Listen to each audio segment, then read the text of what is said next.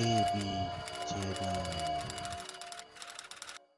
Sedangkan Muhyiddin Haryadi melaungkan slogan-slogan nak lawan rasuah, slogan-slogan kerajaan berintegriti, PN the best, PN bersih. Bersih dekat mana? Bersih dekat kulit saja. Mereka tak membina negara, mereka tak membina kehidupan rakyat, mereka tak membina masa depan rakyat. Mereka berpolitik semata-mata kerana dendam, kesemat. Mereka politik mempertahankan kroni.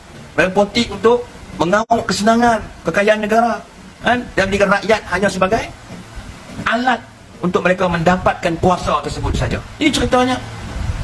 Kalau kita solusi zaman Muhyiddin sebagai Perdana Menteri, dan tak ada perkataan kejayaan, yang ada perkataan gagal. Rakyat dikurung semata-mata nak mempertahankan kedudukan Muhyiddin. Parlimen digantung semata-mata nak mempertahankan kedudukan Muhyiddin. Wang negara dibelanjakan ikut suka semata-mata nak mempertahankan kedudukan Muhyiddin. Buat program jana wibawa, sakau di situ semata-mata nak mempertahankan kedudukan Muhyiddin. Nampak? Membubutrakan syarikat Cina semata-mata nak mempertahankan kedudukan Muhyiddin. Ini ceritanya tuan-tuan. Jadi sejarah Perikatan Nasional sejarah yang daif, sejarah yang teruk. Dan hari ini mereka masih belum lagi muhasabah dia, masih belum insaf, masih duk cari jalan bagaimana cara dan kaedah untuk menjatuhkan kerajaan, merampas kuasa dan mengetuai kerajaan ini. Dan kerajaan yang ada hari ini saya nampak dah cukup baik kalau dibandingkan dengan Perikatan Nasional. Di bawah Muhyiddin Yassin, apa jadikan negara kita? Bukan bertambah molek, bukan bertambah elok, melingkup habis negara kita. Yang untung cuma mereka Perikatan Nasional boleh kau projek jana wibawa. Betul? Tempoh darurat tu dan kau lagi. Sanggup darurat semata-mata nak mempertahankan kuasa. Sanggup gantung parlimen semata-mata nak belanjakan wang negara ikut suka. Tak perlu bawa bincang dalam parlimen. Mereka tak gembira hari ini bila pelabur mula masuk ke dalam negara kita. Mereka tak gembira hari ini bila mata wang kita meningkat. Mereka tak gembira hari ini bila pasaran saham kita melonjak. Mereka hanya akan gembira kalau pengangguran itu meningkat. Mereka akan gembira jikalau hutang itu meningkat lebih banyak daripada zaman mereka. Mereka akan gembira bila kemiskinan tu merebak di serata negara. Sebab mereka nak ambil kesempatan daripada masalah tersebut. Perikatan Nasional punya perangai lah, tak ada yang elok. Tak ada yang elok. Bab berlakon Perikatan Nasional memang nombor satu. Tak ada mana-mana pun yang boleh challenge lakonan kepimpinan Perikatan Nasional. Cukup pandai berlakon. Kena dakwa di mahkamah pun duk berlakon lagi. Dah terlibat dengan jana wibawa pun duk berlakon lagi. Mula main isu sentimen UMNO DAP. Yang dulu masa mereka duduk dengan DAP boleh pula. Kita bersama dengan PH menjunjung titah tak boleh. Tuanku minta mereka bersama dengan PH, mereka tak nak. Jadi kita akan nak ikut resmi mereka. Kalau kita tak nak juga, bermakna negara kena didaruratkan. Kalau negara berada dalam keadaan darurat, tentulah ekonomi akan jatuh, kemiskinan akan meningkat, dan negara boleh bankrupt. Kita pernah duduk darurat di bawah Muhyiddin Yassin. Apa jadikan negara kita? Bukan bertambah molek, bukan bertambah elok, melingkup habis negara kita. Yang untung cuma mereka Perikatan Nasional boleh kau projek jana wibawa. Betul? Tempoh darurat tu dan kau lagi. Sanggup darurat semata-mata nak mempertahankan kuasa. Sanggup gantung parlimen semata-mata nak belanjakan wang negara ikut suka. Tak perlu bawa bincang dalam parlimen. Itu cerita dia. Dan pada waktu mungkin mereka fikir duit segala-galanya. Mereka fikir dengan dana politik yang berlambak mereka mampu menang pilihan raya ke-15. Last sekali mereka tak menang. Walaupun mereka hari ini membangga-banggakan 74 kerusi yang mereka menangi, hakikat 74 kerusi itulah di bangku pembangkang. 74 kerusi tidak melayakkan mereka menjadi kerajaan. Mereka nak scheme of thing, nak tangkap kata, dah tak boleh.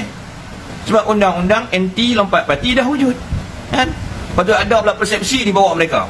Konon ada 15 orang ahli parlimen, BN nak letak jawatan. Siapa dia? So mereka sebut nama siapa yang nak letak jawatan. Kalau mereka tu betul-betul letak jawatan, mereka dah hilang kelayakan untuk bertanding pilihan raya. Mereka juga akan hilang kelayakan masuk dalam Dewan Rakyat. Betul? Takkanlah mereka letak jawatan, makna cerita-cerita tersebut cuma reka raksa. Reka raksa yang dicipta Perikatan Nasional semata-mata untuk mencetuskan gelombang ketidakstabilan politik. Kan? Persoalannya kenapa mereka buat begitu? Jawapan yang pertama, mereka nak menggoncang ekonomi negara. Mereka tak gembira hari ini bila pelabur mula masuk ke dalam negara kita. Mereka tak gembira hari ini bila mata wang kita meningkat. Mereka tak gembira hari ini bila pasaran saham kita melonjak. Kan? Mereka hanya akan gembira kalau pengangguran itu meningkat. Mereka akan gembira jikalau hutang itu meningkat lebih banyak daripada zaman mereka. Mereka akan gembira bila kemiskinan itu merebak di serata negara. Sebab mereka nak ambil kesempatan daripada masalah tersebut. Kan?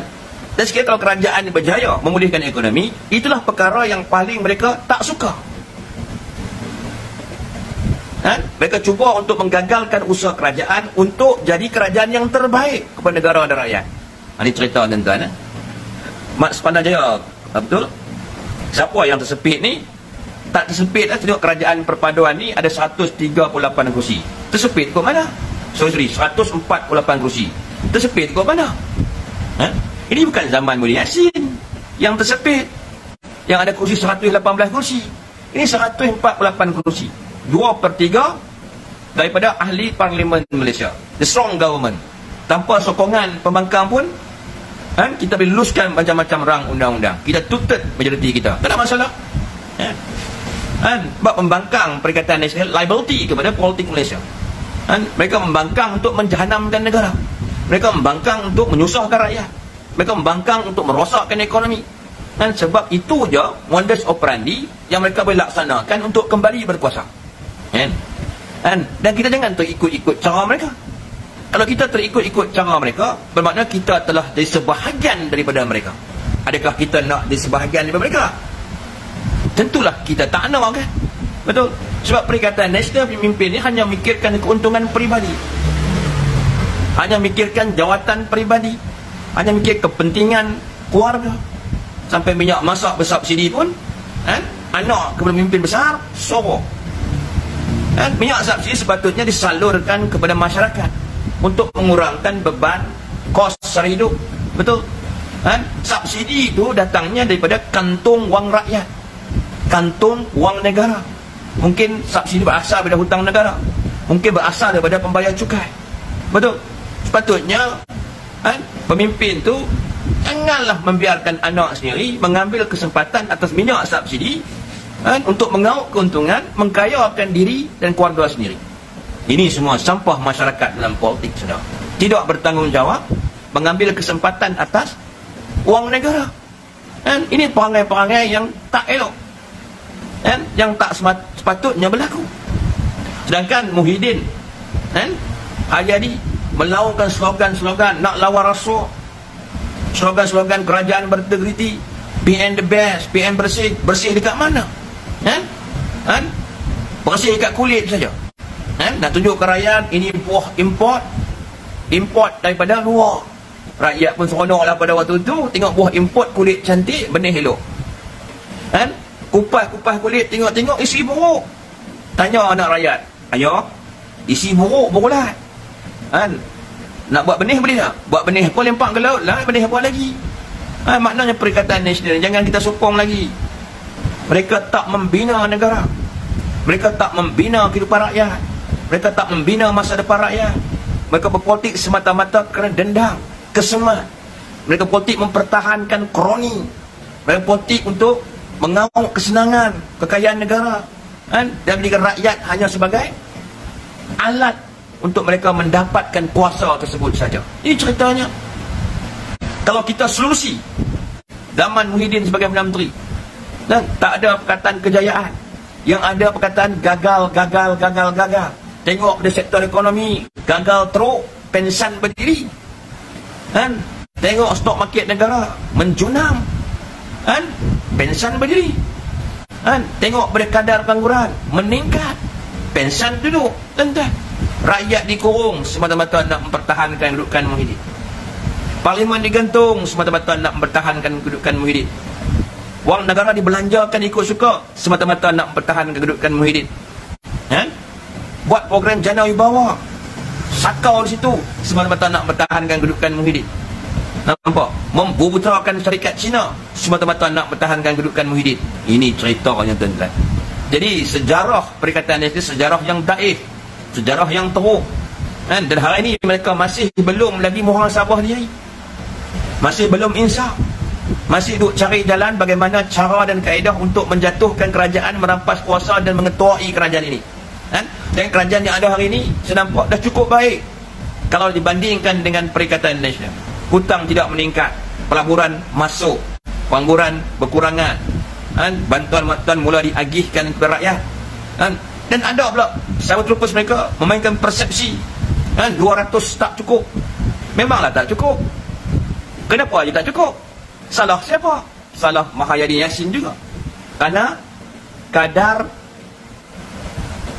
kemiskinan meningkat. Peratusan kumpulan B meningkat dari 40% kepada 63%. Kalau zaman bosku dulu, kumpulan B cuma ada 40%. Bila beralih kuasa bosku kepada Mahathir, kepada Muhyiddin, kumpulan B meningkat ke paras 63%. Bermakna ada tambahan 23% baru. Bermakna kumpulan M yang dulunya 40% merosot sebanyak 23%. Itu ceritanya. Nampak? Sebab tu agihan bantuan semakin mengecil. Sebab jumlah kemiskinan meningkat berkali-kali ganda selepas kejatuhan kerajaan Datuk Seri Najib Razak. Itu fakta dia. Tuan-tuan puan. Itu fakta dia.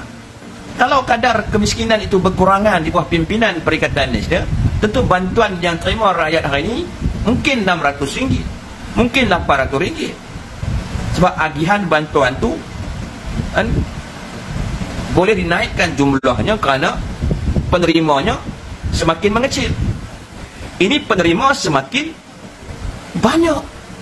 Bila penerima semakin banyak, itu menandakan satu bukti yang jelas kegagalan pimpinan Perikatan Nasional ketika mereka ditampuk kuasa. Ini fakta dia.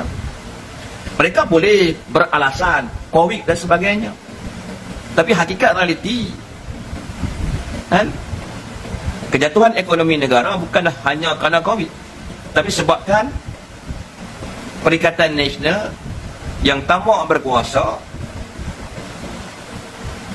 sehingga mewujudkan ketidakstabilan politik, sehingga tak ada orang asing yang nak melabur ke dalam negara kita pada waktu itu.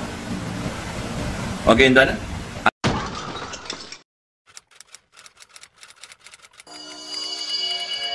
AB Channel.